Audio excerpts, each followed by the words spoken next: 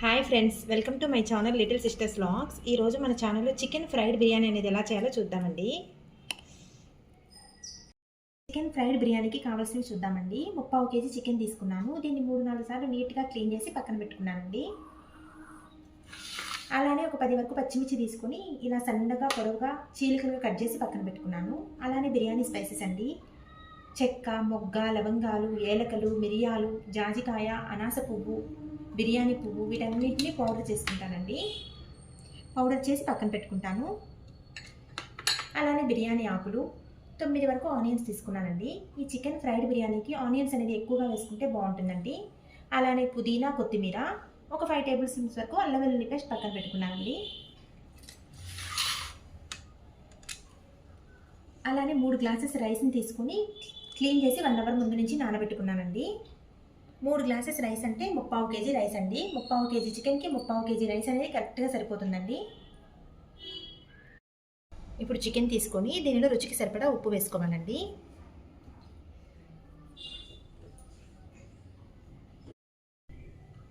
Two table spoons కారం వేసుకోవాలి. అలానే కొంచెం పసుపు. అలానే ముందుగా మనం కట్ చేసి పక్కన పెట్టుకున్న ఆనియన్స్లో కొన్ని వేసుకుంటున్నానండి. కొన్ని ఆనియన్స్ ఇప్పుడు వేసుకుంటున్నాను. కొన్ని ఆనియన్స్ మళ్ళీ తర్వాత పోపు వేసుకుంటానండి.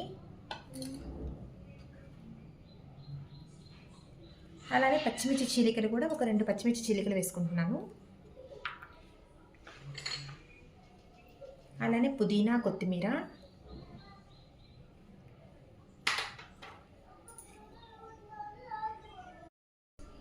టూ టేబుల్ స్పూన్స్ అల్లం వెల్లుల్లి పేస్ట్. ఈ అల్లం వెల్లుల్లి పేస్ట్ అనేది నేను కొబ్బరి, ధనియాలు, లవంగాలు, మొగ్గ అన్నీ వేసి చేసేసుకుంటానండి. అందువల్ల ఇంకా ధనియాల పొడి అవన్నీ యూజ్ చేయను. ఈ అల్లం వెల్లుల్లి పేస్ట్ అనేది నేను ఎలా ప్రిపేర్ చేసుకున్నానో చికెన్ షేర్వా కర్రీ చేసినప్పుడు చెప్తున్నానండి. వీటన్నింటినీ బాగా కలుపుకోవాలండి. నాకు ఆ బౌల్లో కలిపేదానికి వాటం రాలేదండి, అందువల్ల మార్చేసాను.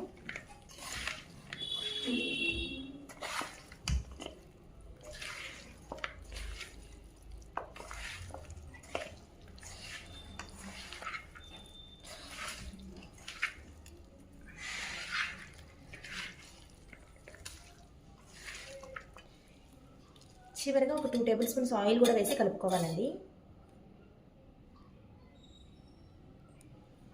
ఎందుకంటే నేను ఈ బిర్యానీకి పెరుగు యూజ్ చేయనండి. పెరుగు యూజ్ చేయడం వల్ల ఫ్రై అనేది కర్రీలాగా వచ్చేస్తుందండి, గ్రేవీ వచ్చేస్తుంది. అందువల్ల పెరుగు యూజ్ చేయనండి. ఉప్పు, కారం అనేటివి ముక్కలకి బాగా పట్టేందుకు ఆయిల్ ఇలా కలుపుకుంటానండి.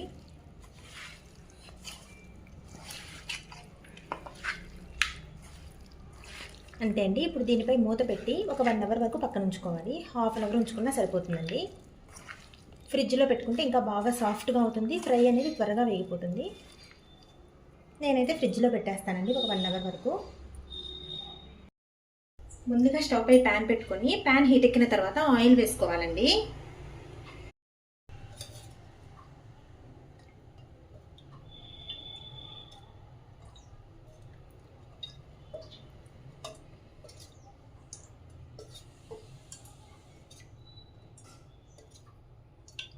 నేనైతే 9 టేబుల్ స్పూన్స్ ఆయిల్ వేసుకున్నానండి. ఫ్రై కదండి, కొద్దిగా ఆయిల్ ఎక్కువే పడుతుంది. ఆయిల్ కూడా హీట్ ఎక్కిన తర్వాత ఇలా జీలకర్ర వేసుకోవాలండి.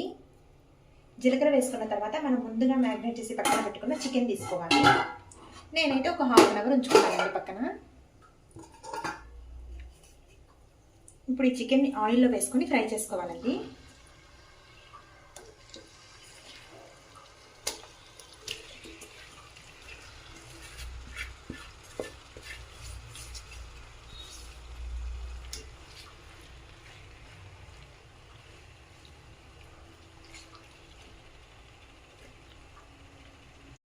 ఈ చికెన్ ఫ్రై చేసుకునేటప్పుడు వాటర్ వేయాల్సిన అవసరం లేదండి.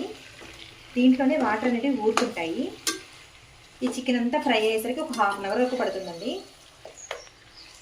వాటర్ వచ్చి మళ్ళీ వాటర్ అంతా ఇంకిపోయే వరకు ఫ్రై చేసుకోవాలి.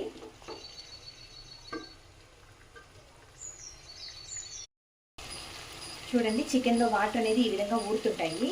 ఈ వాటర్ అన్నీ కూడా ఇంకిపోయి ఫ్రై అయిపోవాలండి చికెన్ అనేది.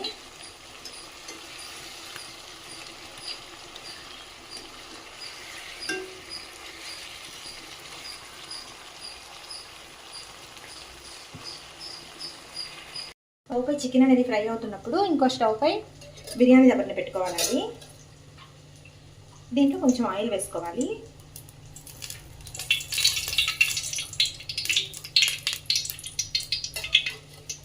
ఆయిల్ అనేది హీట్ ఎక్కిన తర్వాత కొంచెం జీలకర్ర,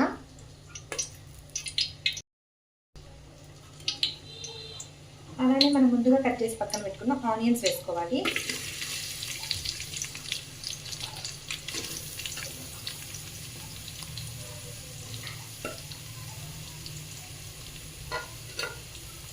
ఇప్పుడే పచ్చిమిర్చిని కూడా వేసేసుకోవాలండి.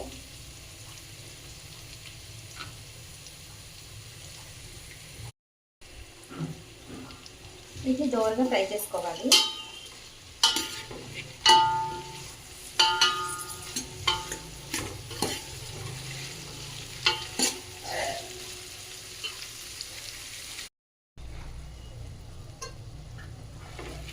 చికెన్ అనేది ఈ స్టేజ్లో ఉన్నప్పుడు ఒక్కసారి ఉప్పు కారం కూడా చెక్ చేసుకోవాలండి.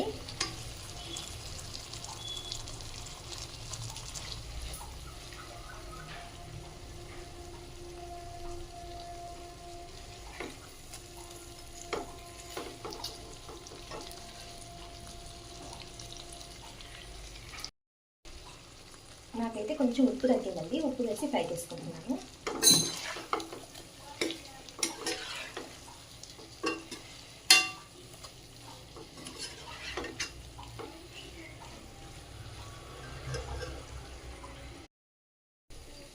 చూడండి, చికెన్ అనేది ఈ విధంగా ఫ్రై అయిపోయింది. ఇప్పుడు స్టవ్ ఆఫ్ చేసి దీన్ని పక్కన పెట్టుకోవాలండి.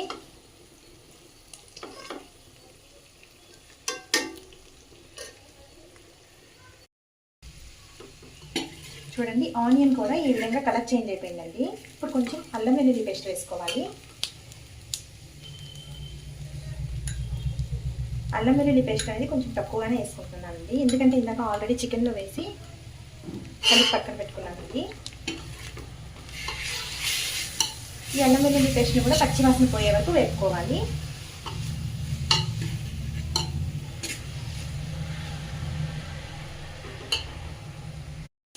చూడండి, అల్లం వెల్లుల్లి పేస్ట్ అనేది ఈ విధంగా పచ్చివాసన పోయే వరకు వేసుకున్న తర్వాత ముందుగా నానబెట్టి పక్కన పెట్టుకున్న రైస్ వేసుకోవాలండి. ఈ విధంగా రైస్లో వాటర్ని వంపి పక్కన తీసుకున్నాను.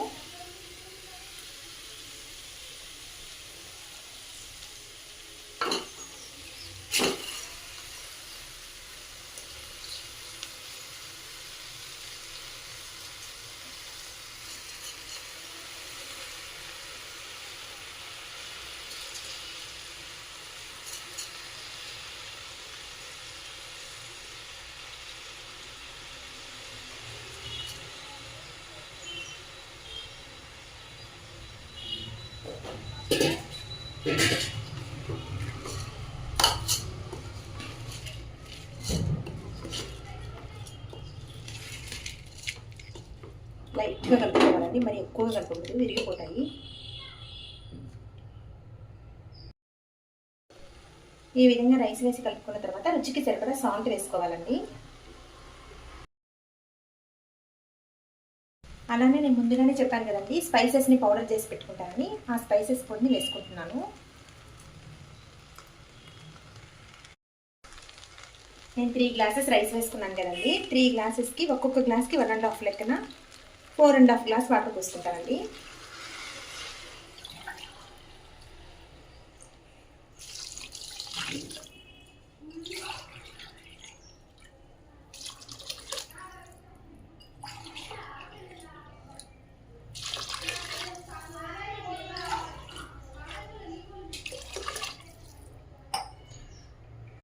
ఈ విధంగా వాటర్ వేసుకున్న తర్వాత ఒకసారి ఇలా కలుపుకోవాలండి.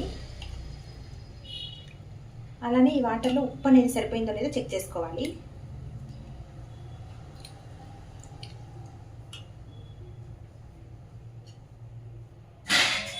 అలానే దీనిలో కొంచెం కొత్తిమీర వేసేసి మూత పెట్టుకోవాలండి.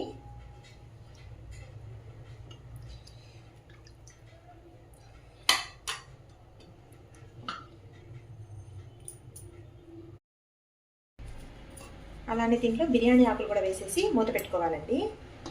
కరెక్ట్గా 20 మినిట్స్ కంతా రెడీ అయిపోతుందండి. కానీ మధ్యలో మనం కూడా ఒక్కసారి మూత తీసి చెక్ చేసుకోండి.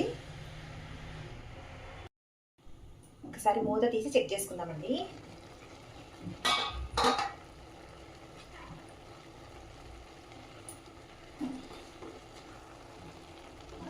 ఇంకా వాటర్ ఉన్నాయండి. ఈ స్టేజ్లో కాస్త కొంచెం సేపు సిమ్లో పెట్టుకోవాలండి.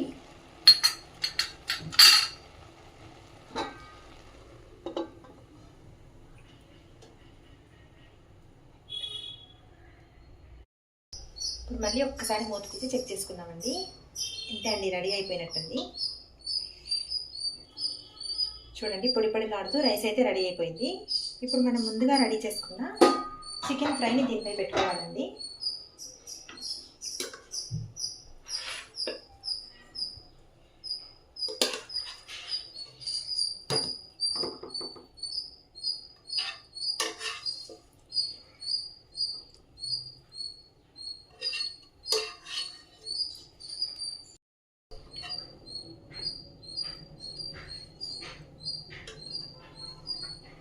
ఇప్పుడు దీనిపై మూత పెట్టుకొని స్టవ్ ఆఫ్ చేసుకోవాలండి. దీన్ని ఒక 15 మినిట్స్ వరకు ఇలానే వదిలేయాలి. ఈ ఆవిరికి ఫ్లేవర్ అనేది రైస్కి బాగా పడుతుందండి. టేస్ట్ అనేది చాలా బాగుంటుంది. 15 మినిట్స్ తర్వాత ఒక్కసారి మూత తీసి చూసుకుందామండి. స్మెల్ అయితే చాలా బాగా వస్తుందండి. బిర్యానీ టేస్ట్ కూడా చాలా బాగుంటుంది. మీరు కూడా ఒక్కసారి ఈ విధంగా ట్రై చేయండి. ట్రై చేసి ఎలా వచ్చిందో నాకు కామెంట్ చేయండి. అలానే ఈ వీడియో కనుక మీకు నచ్చినట్లయితే మన ఛానల్ని లైక్ చేయండి, షేర్ చేయండి, సబ్స్క్రైబ్ చేయండి.